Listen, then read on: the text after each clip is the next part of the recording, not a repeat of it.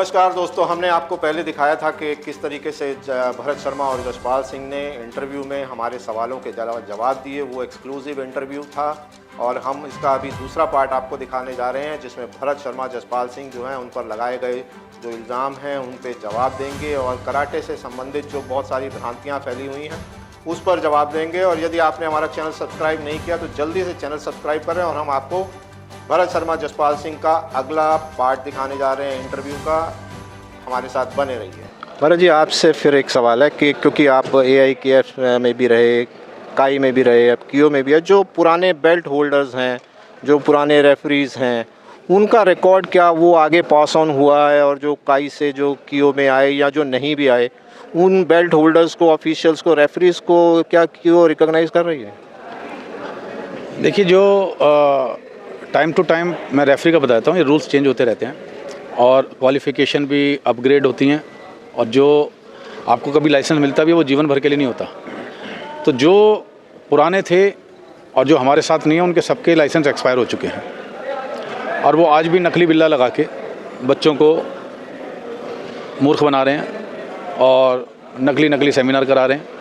WKF को या Asian karate federation का पिछले उन्होंने 4 साल से कोई सेमिनार ही अटेंड नहीं किया, कोई इवेंट ही अटेंड नहीं करी।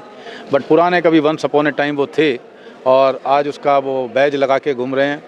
तो ये बड़ा गलत बात है। मैं उनसे रिक्वेस्ट करूंगा कि इस तरह ये एक बहुत अच्छा गेम है, चीटिंग ना करें इस तरह की। बट जहाँ तक बेल्ट का सवाल है, एज ए फेडरेशन बेल्ट से हमारा कोई कंसर्न होता नहीं, क्योंकि बेल्ट एक ये पर्सनल इशू है और स्टाइल बेस्ड होती है। और बेल्ट का कभी भी किसी कंपटीशन से या बेल्ट का किसी प्रमोशन से या बेल्ट का किसी एडमिशन से कोई लेना देना नहीं होता। रिकॉर्ड वो होते हैं जो किस बच्चे ने नेशनल खेला, किस बच्चे ने देश को रिप्रेजेंट किया, कहाँ मेडल जीता, क्या उसकी रैंकिंग आई, वो रिकॉर्ड हमारे पास है। तो और मैं बहुत गर्व के साथ बताना चाहता हूँ कि जब तक मैं जनरल सेक्रेटरी था उस दौरान में हज़ारों बच्चों की नौकरियाँ लगी, हज़ारों बच्चों की आर्मी में, CRPF में, ITBP में, असम राइफल्स के अंदर, इनकम टैक्स के अंदर, स्कूलों में कि हज़ारों बच्चों की नौकरी लगी। क्योंकि उसके बाद लोगों ने बने बनाए घर को तोड़ दिया, तो उससे ना तो उनको फ़ायदा कुछ हुआ, सब जो नुकसान होना था तो अल्टीमेटली तो वो बच्चों का हुआ ये सारा कुछ। तो इस तरह की कोई भी काम करने से पहले आदमी को उसके आफ्टरवर्ड्स इफ़ेक्ट्स भी सोचने चाहिए कि मैं ये कर रहा हूँ अपने फ़ायदे के लिए, इसका ये नुकसान होगा। बट एनीवे, हर चीज़ की भरपाई होती है। आज बच्चे खेल रहे हैं, उनका सारा कुछ आगे रिकॉर्ड है और जहाँ जहाँ भी ज़रूरत पड़ती है तो हम उसको कैरी ऑन करते हैं। AIKF के टाइम में मैं सबसे पहले 2004 के अंदर जॉइंट सेक्रेटरी इलेक्ट हुआ था। 2006 में मैं ट्रेज़रर बना, उसके बाद मैं जनरल सेक्रेटरी बना और जब तक मैं रहा तब तक गवर्नमेंट ऑफ इंडिया की भी रिकग्निशन रही और 2016 में 17 में तो IOA ने भी उसको एफिलेटेड कर दिया। उससे पहले IOA ने सिर्फ रिकग्नाइज़ किया हुआ था। उसके बाद बिकॉज ऑफ जो भी काई के नए लोग इलेक्ट हुए थे उनकी आपस में इंटरनल फाइटिंग और बेकार के दुष्प्रचार से उन्होंने इतनी गलत कोई भी बातें बिना किसी एविडेंस के ये करी। तो कहते हैं ना कि किसी झूठ को 100 बार ही बोलते रहो तो कोई लोग सच्ची मानने लग जाते हैं। तो कम से कम आप किसी को झूठा साबित नहीं कर सकते, सामने वाले को कंफ्यूज तो कर सकते हो। तो उस कन्फ्यूज़न के चलते हुए भी और WKF ने भी, क्योंकि जब उस बारे में उनको डिसएफिलिएट कर दिया तो गवर्नमेंट ऑफ इंडिया ने भी और IOA ने भी उसको डिसएफिलिएट कर दिया। हमारे को उम्मीद है कि आगे आने वाले भविष्य के अंदर हमारे सभी बच्चों को उसका फ़ायदा मिलेगा। Being the only affiliated national federation of the sports of karate, which is KIO by WKF and AKF, Commonwealth, South Asian, सब जगह से यही बॉडी एफिलेटेड है। जो बच्चे कर रहे हैं हम तो हमारा सबसे फर्स्ट और अंतिम हमारा जो रहता है ध्येय वो रहता है कि बच्चों को नुकसान ना हो, बच्चों को बेनिफिट हो, प्लेयर जो है आगे जाए। और जो कोचेज़ है, ये एक यूनिक स्पोर्ट्स है सर, ये यूनिक स्पोर्ट्स है कि हमारे सिर्फ कराटे ही ऐसी आर्ट है कि जिसके अंदर डिस्ट्रिक्ट के प्रेसिडेंट से लेके और वर्ल्ड का प्रेसिडेंट तक वही है जो कराटे करता है। आज तक हमने इसमें नॉन कराटे वाला आदमी लिया ही नहीं। हमारे ऊपर बड़ा प्रेशर आया कि किसी को इसको बना दो, उसको बना दो, पर नहीं, आज भी सब कराटे वाले जो खुद कराटे करते हैं, खुद कराटे सिखाते हैं, खुद कराटे चाहते हैं, वही कराटे चला रहे हैं। तो ये एक यूनिक एम्प्लॉयमेंट भी है। हज़ारों जो कोचेज़ हैं उनकी क्लासेस चलती हैं, उनके घर के चूल्हे जलते हैं। तो मैंने ज़िंदगी के अंदर कभी भी कोई ऐसी स्टेटमेंट नहीं दी। मैं मेरे ख्याल से इस कैमरे पे भी आप भी बहुत लकी हो और मैं भी लकी हूँ कि पहली बार ज़िंदगी में मैं कैमरे पे किसी को इंटरव्यू दे रहा हूँ, क्योंकि मैं साइलेंटली बिलीव करता हूँ काम करने में, मुझे किसी चीज़ की वो आवश्यकता नहीं। तो उन लोगों के जब चूल्हे जलते हैं, उन लोगों के घर में जब वो होता है, तो मुझे उससे इतनी खुशी होती है कि मैं ये सोचता हूँ, देखो एक गरीब कोच जो कराटे करता था, उसकी एजुकेशन भी चाहे कम थी, मगर आज वो कराटे करा के 20-50 हज़ार रुपये कमा रहा है। नहीं तो क्या होता है आज की डेट के अंदर, कितना अनएम्प्लॉयमेंट है। आप ग्रेजुएशन करके आपको 10,000 रुपये की नौकरी नहीं मिलती। यदि हम लोगों को सपोर्ट करके उनको एम्प्लॉयमेंट दे पाते हैं, हम बच्चों को नौकरियां दिलवा पाते हैं, हम सारे कोचेज़ को एजुकेटेड करके नेशनल और इंटरनेशनल लेवल पे रेफरी, जज और चैम्पियन प्लेयर बना सकते हैं, तो इससे अच्छा काम तो हो नहीं सकता। और उसके लिए मैं आज ये कहना चाहता हूँ आपके माध्यम से कि उसके लिए मुझे कितनी भी गालियाँ दे दो, कितनी भी मेरी बुराई कर लो, मेरा काम कराटे की सेवा करने का, कराटे को आगे बढ़ाने का रहेगा, आगे चलता रहेगा। जब तक मैं ज़िंदा हूँ मैं कराटे की सेवा करता रहूँगा और कराटे को आगे बढ़ाने में जो भी मेरे से योगदान होगा वो मैं करूँगा। या तो मैं कुछ नहीं करूँगा, और जब करूँगा तो पूरे मन से, तन से, धन से सब करूँगा। हमारे आते ही आपने जो 750 करोड़ वाले हमने जो न्यूज़ चलाई थी, आपने उसको चैलेंज किया, उसमें कहाँ लगता है गलत आपको? क्योंकि हमने देखा है कि 2,500 से लेकर 25,000 तक में भी कराटे बेल्ट बिकती है। तो वो बेल्ट जो बिकती है वो पैसा कहाँ जाता है, कौन ले रहा है? क्या उसमें कियो के पास पैसा नहीं आ रहा है, या लोग तो ब्लेम करते हैं कि भरत शर्मा की जेब में जाता है? कितनी सच्चाई है, कितना झूठ है इसमें? इसमें 100% झूठ ही झूठ है सर। मैं आपसे को ये बताना चाहता हूँ कि ये कैसी कैलकुलेशन है। मैं आप एक फेडरेशन होती है, वो सिर्फ एक अपने क्लब को सिर्फ एफिलिएशन देती है, उसके बदले में जो भी ड्यू फीस है, जैसे हम 10,000 रुपये साल की फ़ीस देते हैं, वो फ़ीस है, बस वही देते हैं। मैं एग्जांपल देना चाहूँगा कि हिंदुस्तान के अंदर 10,000 स्कूल हैं या 1,000 यूनिवर्सिटी हैं, पर इंडियन यूनिवर्सिटी आई का हेड ऑफिस और CBSE एक है। जो भी स्कूल वाले अपनी फ़ीस देते होंगे उसकी रिकग्निशन की वो होता है। अब यदि सारे स्कूलों की फ़ीस को आप काउंट करके ये कह दो कि इतने 1,000 करोड़ रुपए ये कमा रहा है CBSE बोर्ड, या यूनिवर्सिटी 10 लाख 1,000 करोड़ कमा रहा है, तो वो तो उनकी अपनी अपनी इनकम है सर। इसका फेडरेशन से क्या लेना ना। मैं यदि जो कमाता हूँ तो मेरी अपनी ऑर्गेनाइजेशन है जिसमें मैं कराटे चलाता हूँ, बच्चे सिखाता हूँ, प्रॉपर मैं उनसे फ़ीस लेता हूँ, ट्रेनिंग फ़ीस लेता हूँ, ग्रेडिंग फ़ीस लेता हूँ। ऐसे मेरे जैसे हज़ारों लोग हैं, वो अपने अपने करते हैं, और जब मैं लेता हूँ तो मेरी इनकम में रिफ्लेक्ट होती है, मैं उस पर इनकम टैक्स देता हूँ, ऑडिट अकाउंट कराता हूँ। ऐसे जो भी लोग जैसे भी अपने प्रोसीजर के हिसाब से करते होंगे, स्लैब में आते हैं नहीं आते, मगर अल्टीमेटली आपको थोड़ी सी कन्फ्यूजन ये हो गई कि आपको लगता है कि हिंदुस्तान के अंदर जो भी कराटे करता है वो फ़ीस फेडरेशन को देता है। ये गलत है। तो दुनिया के सारे डॉक्टर मेडिकल काउंसिल को नहीं देते फ़ीस, और ये भी एक अलग अलग होता है। 10 रुपये की भी स्कूल की फ़ीस होती है और 10,000 रुपये की भी होती है, और कोई किसी को ज़बरदस्ती नहीं कहता। यदि मेरा दिल करता है मेरा बच्चा 25,000 रुपये महीने के स्कूल में पढ़े और किसी और का 25 में पढ़े, तो ये उसकी अपनी चॉइस है और कैपेसिटी है। इसीलिए सबके अपना अपना अलग अलग वो है। कोई बच्चा आज तक ना तो हमें फेडरेशन में और मेरे जीवन में आज तक किसी प्लेयर ने मुझे कंप्लेंट नहीं करी या पेरेंट ने कि हमें कोई ज़बरदस्ती बेल्ट दे दी।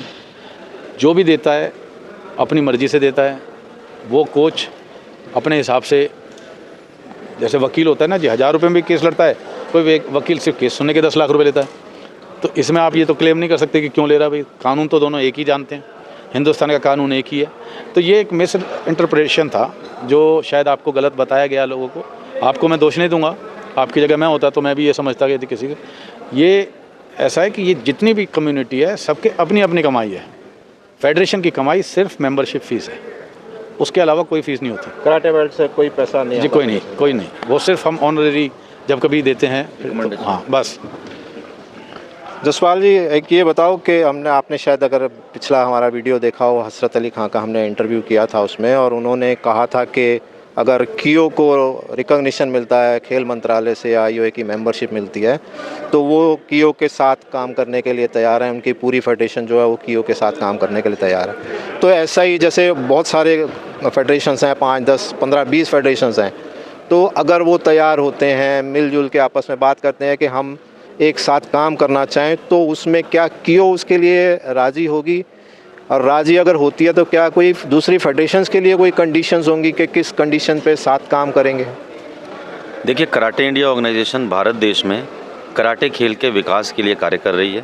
कराटे को खेल के रूप में पहचान दिलाने के लिए कार्य कर रही है। कोई भी ऐसा व्यक्ति, कोच, प्रशिक्षक, खिलाड़ी अगर कराटे में अपना भविष्य बनाना चाहता है, कराटे में आगे बढ़ना चाहता है, वो कराटे इंडिया ऑर्गेनाइजेशन में ज्वाइन करने के लिए आता है। उनका स्वागत है।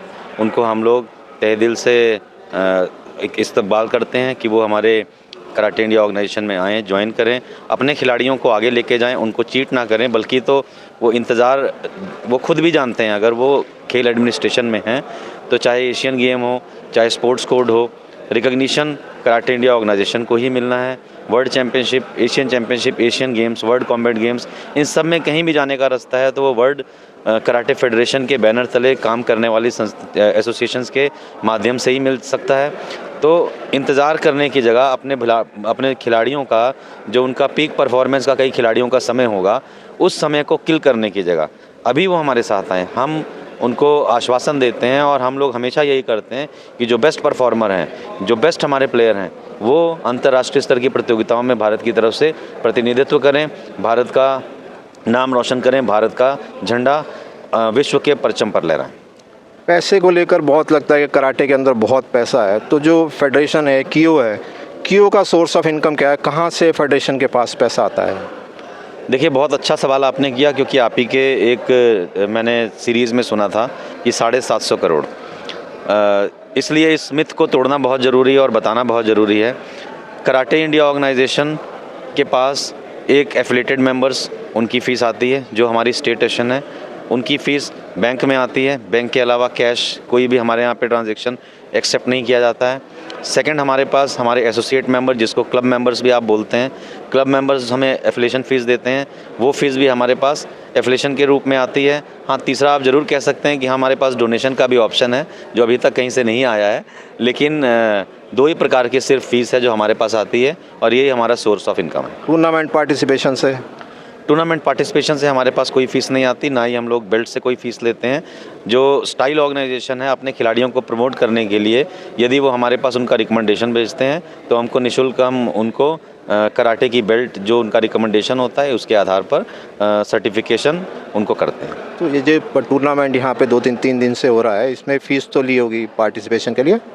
इसमें जो फ़ीस होती है वो स्टेट एसोसिएशंस अपनी तरफ से उसको जो रजिस्ट्रेशन फ़ीस है, जो उनकी स्टेट एशन की तरफ से, वो स्टेट एशन जमा करती है। भरत जी, आपसे फिर सवाल कि पिछले कुछ सालों में, अब आपको गॉडफादर कहें कराटे में या जो भी समझें, लोग, बहुत सारे लोग हैं आपके फॉलोअर हैं, बहुत से चाहने वाले, जिसमें प्लेयर्स भी हैं और आपके टीम मेंबर्स भी हैं, वो आपको गॉडफादर, मेंटर के रूप में देखते हैं और आपकी डायरेक्शन में ऑर्गेनाइजेशन चल रही है और कराटे इतने साल से चल रहा है। क्या आपको नहीं लगता कि ये इतने झगड़े, डिस्प्यूट, इतनी फेडरेशंस की वजह से पिछले कुछ सालों में जो कराटे का जो नाम है वो ख़राब हुआ है और बच्चे जो हैं वो दूसरी मार्शल आर्ट्स में जा रहे होंगे? जी बिल्कुल, आपने सही कहा। कोई कहावत है ना कि घर को आग लग गई घर के चिराग से। तो ये लोग जो कराटे को बदनाम कर रहे हैं और बेफिजूल की एक दूसरे के ख़िलाफ़ गंदी राजनीति, बिलो द बेल्ट अटैक जो करना और इस तरह की जो भी चीज़ें, मैं तो मतलब उसके बारे में बात भी नहीं करना चाहता इनफैक्ट। तो क्योंकि मुझे बड़ी इस बात से बड़ी अफसोस होता है कि ये वही लोग हैं जो, मैं क्या कहूँ कि बस मेरे को यही जो उपाधियाँ आप कह रहे हो, एक टाइम में वो कहा करते थे। और कराटे को यदि नुकसान करने का श्रेय जाएगा तो उन्हीं लोगों को जाएगा। वही लोग जो है दुनिया भर की अफवाहें फैलाते हैं, उनको ये नहीं पता होता। मैं आज आप लोगों को इनके माध्यम से पूछना चाहता हूँ कि जब माचिस किसी भी चीज़ को जलाती है तो सबसे पहले खुद जलती है। तो जब वो माचिस खुद जलती है सर्वनाश करने के लिए। माचिस किसी को बचा नहीं सकती, माचिस जला सकती मगर उसके साथ खुद जल रही है उसे नहीं पता। इन लोगों को यही नहीं पता कि अल्टीमेटली जब वो कर रहे हैं तो जहाँ से उनकी रोजी रोटी चल रही है, जहाँ से उनके बच्चे हैं, जहाँ से वो पेरेंट्स के बारे किसी के बारे में लिख रहे हैं, तो अल्टीमेटली एक पूरी आप कम्युनिटी को बदनाम कर रहे हो।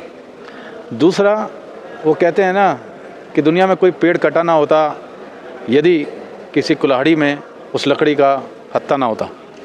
तो यदि वो पेड़ कटता तभी है जब उस कुल्हाड़ी में लकड़ी का उसी के अपना लकड़ी का हाथ लगा होता है। तो वो ये लोग ये काम कर रहे हैं। ये लोग ये समझ ही नहीं पा रहे, इतनी छोटी सोच के लोग हैं, मैं इनको ये समझ ही नहीं पा रहे कि अरे भैया तुम किसी का नुकसान नहीं कर रहे हो, तुम अपना नुकसान कर रहे हो, आने वाली पीढ़ी का नुकसान कर रहे हो, अल्टीमेटली कराटे का नुकसान कर रहे हो।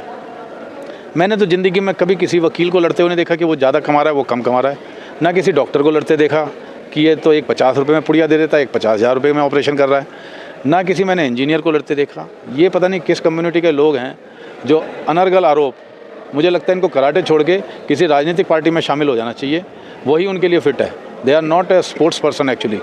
और मैं उनसे अभी भी हाथ जोड़ के रिक्वेस्ट करूँगा कि मेरे भाइयों, ये बेकार की राजनीति छोड़ो और सब मिलके कराटे का कार्य करो।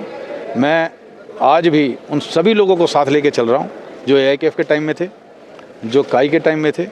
आज वही सब लोग 90% क्यू में हैं, 90 नहीं बल्कि मैं बोलूँगा 99% वही लोग हैं। तो जब वो लोग कर सकते हैं, तुम 1-2% क्यों अपने बच्चों का भविष्य ख़राब कर रहे हो? क्यों अपने उनको ऐसे सर्टिफिकेट्स दे रहे हो या ऐसे टूर्नामेंट खिला रहे हो जिसका भविष्य में कोई भी लाभ नहीं मिलने वाला? तो प्लीज़ सेंसिबली आप काम करो, अपनी ईगो छोड़ो। आप सबसे मैं उम्र में बड़ा ही हूँ, बड़ा भाई समझ के आपकी जो भी गलती होगी मैं उसे माफ़ करने को आज भी तहे दिल से तैयार हूँ। बट कराटे को प्लीज़ बदनाम नहीं करो, सब लोग मिलके काम करो। मुझे किसी भी चीज़ का सेक्रीफाइस करना होगा, जो मैं कर रहा हूँ आज तक, मैं किसी भी चीज़ का सेक्रीफाइस करने के लिए भी तैयार हूँ कराटे के बेटरमेंट के लिए। इसलिए मैंने आज कोई पोस्ट नहीं ले रखी, मैं सबको सपोर्ट करता हूँ। जिस टाइम काई में भी इलेक्शन हुए, कोई प्रेसिडेंट बना, कोई सेक्रेटरी बना, वाइस प्रेसिडेंट बने, I was one of the vice president. और मैं पूरा एडमिनिस्ट्रेशन में, क्योंकि इतने साल से कर रहा हूँ, उनको सपोर्ट करता हूँ। तो धीरे धीरे जब बच्चों के समझ में आ जाता है तो आप अपने आप लो। तो ये तो नहीं होता कि 18 साल का होते ही माँ बाप अपने बच्चे के घर को सारी चाबी उसको दे देते हैं। तो धीरे धीरे उसको कहते हैं तो स्टैंड हो। धीरे धीरे जब वो स्टैंड होकर इसके समझ आ जाती है तो ऑटोमेटिकली सब कुछ उसी का, उसके बाद वो ग्रेजुअली धीरे धीरे हो जाता है। कोई ये नहीं अपने बाप की पीठ में छुरा घोंप के ये सोचते हैं कि ये सारी प्रॉपर्टी हथिया लूँ। तो कुछ लोगों ने तो ऐसा काम किया। तो ये प्रॉपर्टी मेरी नहीं है, ये पब्लिक प्रॉपर्टी है। ये सारे बच्चे देश के हैं, मेरे नहीं हैं। मैं जब तक मेरी बाजुओं में दम है, मेरे शरीर में दम है, मैं कराटे करता हूँ। आज भी मैं ड्रेस पहनता हूँ, जगह जगह जाकर सेमिनार लगाता हूँ, सेमिनार की अपनी फ़ीस लेता हूँ, ट्रेनिंग कराता हूँ, अपना घर छोड़ता हूँ, अपनी हेल्थ से सेक्रीफाइस करता हूँ, अपनी फैमिली से सेक्रीफाइस करता हूँ और अपने बिज़नेस से सेक्रीफाइस करता हूँ। एक मामूली अमाउंट में मैं अपनी ट्रेनिंग फ़ीस लेता हूँ, but every Saturday Sunday I have to go somewhere in India. और मेरी फैमिली के पास सैटरडे संडे ही होते हैं, मैं उनको वो टाइम नहीं दे पाता। तो ये लोगों को समझ नहीं पाता है कि भाई यदि मेरी सफलता है तो उसके पीछे के जो मेरे कांटे हैं, जो मेरी मुश्किलें हैं, उनको भी कोई समझे। तो हर लोगों को एक सफलता दिखती है। और अल्टीमेटली आपके माध्यम से मैं बस ये कहना चाहता हूँ कि भाइयों, ये आपस की रंजिश दुश्मनी छोड़ो, सब मिल के काम करो। जो मेरे से बनेगा मैं कराटे की बेटरमेंट के लिए आपका साथ दूंगा। सब मिल के काम करो और कराटे को आगे बढ़ाओ, देश का नाम रोशन करो कराटे में। यही मेरी आप लोगों से प्रार्थना है। एक आखिरी सवाल, बहुत सारे जब कियो बनी थी बहुत सारे लोग वोकल थे कियो के अगेंस्ट, काई में थे वो लोग, कियो के बारे में बहुत कुछ बोला, उल्टा सीधा बोला, लेकिन उनमें से बहुत सारे लोग आज कियो में हैं, वापस कियो में आके जुड़ गए हैं। जो लोग आज भी बाहर हैं, अगर वो कियो से जुड़ना चाहें तो वो किससे, आपसे संपर्क कर सकते हैं? किन से संपर्क करें जहाँ पे उनको सही गाइडेंस मिले और सही तरीके से पता लग सके कि हाँ कियो जो है उनको एक्सेप्ट करेगी नहीं करेगी? देखिए, हमारे कियो के प्रेसिडेंट विजय तिवारी जी हैं, आप उन्हें कांटेक्ट कर सकते हो। संजीव जांगड़ा जी जनरल सेक्रेटरी हैं, उन्हें कर सकते हो। जसपाल सिंह जी जॉइंट सेक्रेटरी हैं। 3 हमारे नगीन बोंगजंग जी असम से जॉइंट सेक्रेटरी हैं। कल्पेश मकवाना जी गुजरात में जॉइंट सेक्रेटरी हैं। मिस्टर मिल्टन शास्त्री आंध्रा से वाइस प्रेसिडेंट हैं। महेश गौड़ जी तेलंगाना से वाइस प्रेसिडेंट हैं। दूसरे वाइस प्रेसिडेंट जयप्रकाश जी हरियाणा से हैं। और मैं तो हुई एज ए एल्डर मैन, जो आप कुछ भी कह लो, मेंटर कह लो, गॉडफादर कह लो, बट मैं अपने आप को एक कराटे का ही मानता हूँ। आप हमें से किसी से भी कांटेक्ट करो, अल्टीमेटली हम सबको साथ लेके काम करना चाहते हैं। हम लोगों को सब विभाग में, डिपार्टमेंट में, ये हमें एक बहुत मेहनत करनी पड़ेगी। आओ बैठो, मैं लोगों से बस एक ही बात बताना चाहता हूँ कि मुझे दुनिया के अंदर एक एग्ज़ाम्पल दे दो कि कोई लड़ाई से हल हुआ हो। इराक ईरान चलता आ रहा है, अपना फ़िलिस्तीन और इज़राइल चलता आ रहा है, चाइना, इंडिया, पाकिस्तान चलता आ रहा है। मुझे एक एग्ज़ाम्पल दे दो कि दुनिया में कभी युद्ध से कोई शांति हुई हो। शांति सिर्फ बात करने से होती है। इसीलिए नेल्सन मंडेला और महात्मा गांधी का नाम पूरी दुनिया के अंदर लिया जाता है, हिटलर और सिकंदर का नहीं लिया जाता। तो मैं कहता हूँ आओ बैठो, अक्रॉस द टेबल बात करो। जो मज़ा प्यार में है ज़िंदगी में, कहते हैं ना प्यार करने का समय नहीं है तो दुश्मनी कहाँ से करें। मैं तो किसी को दुश्मन समझता ही नहीं हूँ। मेरे पास मुझे कई लोग बोलते हैं कि आप हर एक को माफ़ कर देते हो। मैं कहता हूँ क्या हो गया, ज़िंदगी में मैं भी तो गलती करता हूँ, ये मेरे छोटे भाई हैं, ये भी गलती कर दी, कोई बात नहीं, गलती मान ली, यू आर फैमिली मेम्बर, आओ मिल के काम करो। यही मेरी सोच है और वी आर ऑल टुगेदर। हम में से सबसे गलती होती हैं, कोई संपूर्ण नहीं है। और मेरा ये मानना है कि गलती करने से ज़्यादा माफ़ करने वाला बड़ा होता है। तो यदि मुझे लोग बड़ा समझते हैं तो मुझे अपना बड़प्पन दिखाना भी चाहिए। और मैं यही लोगों से फिर दोबारा अपील करूँगा, बिल्कुल मत डरो, आओ मिल के काम करो। जो कुछ हम दे सकते हैं तो ज़रूर देंगे, नहीं तो कम से कम इज्जत मान में तो कोई कमी नहीं छोड़ेंगे। और समय के हिसाब से जो चीज़ होती है, जैसे यदि मैं बिना पोस्ट के बाहर बैठा हूँ तो आप भी तो मेरे साथ बैठ सकते हो, क्योंकि आदमी का काम ही वो अपने आप में पोस्ट है। और सिर्फ पोजीशन लेना ही अल्टीमेट वो नहीं है।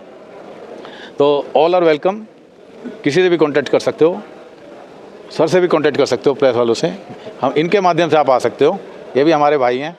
तो ऐसी कोई बात नहीं। हमारे आज ये बहुत अच्छी बात है कि इनके माध्यम से हमारी बात आप लोगों तक पहुंच रही है। क्योंकि मैं सोशल मीडिया पे इतना ज़्यादा सिर्फ मैं अपनी पोस्ट डाल देता हूँ एक्टिविटी की, बस उसके बाद इतना ज़्यादा, क्योंकि सोशल मीडिया एक ऐसा माध्यम आज एक बहुत अच्छा माध्यम भी है और एक ख़राब माध्यम भी है। तो मैं कहता हूँ कि दोस्तों अच्छे माध्यम के लिए इसको इस्तेमाल करो, ना कि किसी की वो। ज़रूरी ये होता है कि नेगेटिव चीज़ ज़्यादा दिखती है और चलती है, बट हम एज ए स्पोर्ट्समैन ना करें ये काम तो अच्छा है। Thank you very much. आपने हमें टाइम दिया, बहुत बहुत धन्यवाद। इतना बिजी शेड्यूल था आपका, 3 दिन से आप इवेंट में बिजी हैं, पता नहीं सो पा रहे हैं नहीं सो पा रहे हैं, नींद भी पूरी नहीं हुई, लेकिन आप लोगों ने टाइम दिया। और हमारे जो बहुत सारे कराटे प्लेयर्स जो हमारे चैनल को देखते हैं, पेरेंट्स देखते हैं, उन लोगों को शायद आज क्लैरिटी बहुत सारी मिली होगी, बहुत सारी इन्फॉर्मेशन शायद वो नहीं जानते होंगे। उनके कोचेज़ या आपस में जो बातचीत लोग करते हैं वो क्या वहाँ तक आप लोगों तक पहुँचती है, वो हमने आज कोशिश की कि भरत शर्मा और जसपाल सिंह दोनों मौजूद थे और आपके जो सवाल थे वो हम सवाल आज उनसे पूछे और इन्होंने बेबाकी से जवाब दिया। और हमें जो दिखाई दे रहा है कि कियो जो है वो ओपन है और सभी को साथ लेके साथ मिल के काम करने के लिए तैयार है। तो ये बाकी डिसीजन जो है वो फेडरेशंस का है कि सबके साथ मिल के काम करना चाहते हैं, नहीं चाहते हैं, या अपनी ऑर्गेनाइजेशन रन करना चाहते हैं। पेरेंट्स और कोचेज़ जो प्लेयर्स हैं उनको डिसाइड करना है कि किस ऑर्गेनाइजेशन के साथ जुड़ के काम करना है। एक चीज़ और जो हम समझ पा रहे हैं यहाँ से बैठ के कि WKF का जो एफिलिएशन है वो कियो के पास है। तो वर्ल्ड बॉडी के एफिलिएशन के चलते जो मिनिस्ट्री का रिकॉग्निशन है या जो इंडियन ओलंपिक का जो एफिलिएशन है, मेंबरशिप है, वो कियो को ही मिलेगी। वो एक अलग बात है कि काई को ऐसी संभावना अभी दिख नहीं रही है कि वर्ल्ड बॉडी से कहीं एफिलिएशन मिल जाए। अभी रिसेंटली कियो को मिली है, वहाँ पे भी 2-2 ऑर्गेनाइजेशन है कि AIKF में 3-3 ऑर्गेनाइजेशन है, लोग आपस में लड़ रहे हैं, झगड़ रहे हैं। तो ये सारी चीज़ें ख़त्म करते हुए अगर सब लोग मिलकर प्लेयर्स का ध्यान रखें और कराटे के फेवर में सोचते हुए, बच्चों के फ्यूचर को देखते हुए अगर आपस में मिलजुल कर काम करना चाहते हैं तो कियो ने आज ओपन इनविटेशन दिया है। आप किसी से भी इनमें से आके बातचीत कर सकते हैं, मिल बैठकर जो समस्याएं हैं उनका हल निकाल सकते हैं, ताकि हमारे जो देश का नाम हो, जो हमारे प्लेयर्स हैं इंटरनेशनल पार्टिसिपेट करें, मेडल लेके आएँ और देश का नाम रोशन करें। भरत शर्मा जी और जसपाल जी, आप दोनों का बहुत बहुत धन्यवाद हमें टाइम देने के लिए। तो दोस्तों, आपने सुना जसपाल सिंह और भरत शर्मा को सवालों के जवाब देते हुए जो इल्ज़ाम उन पर लगाए गए थे और जो कराटे इंडिया ऑर्गेनाइजेशन पर इल्ज़ाम लगाए गए थे। कराटे से संबंधित बहुत सारे सवालों के जवाब उन्होंने दिए और इसका फ़ैसला, सही गलत का फ़ैसला जो है वो आपके हाथों में है। ये कराटे को लेकर ये हमारा अंतिम एपिसोड था। अगर आपको हमारा वीडियो अच्छा लगा हो तो कमेंट करना ना भूलें। जिन्होंने सब्सक्राइब नहीं किया है तो कृपया सब्सक्राइब करें और वीडियो को लाइक करना ना भूलें। धन्यवाद।